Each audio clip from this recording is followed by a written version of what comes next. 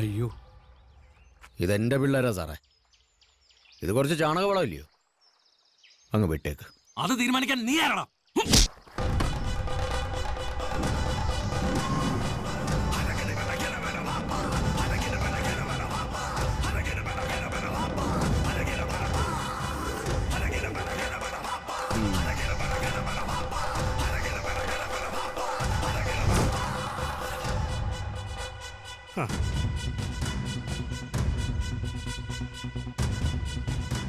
പാപ്പന്റെ ദേഹത്ത് തൊട്ടാ പിന്നെ അവന്റെ വിധി എഴുതുന്നത് പാപ്പനാ.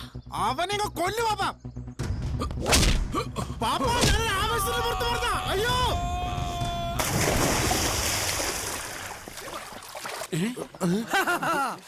ജീവൻ വേണോ? അടിക്കോ അല്ലെങ്കിൽ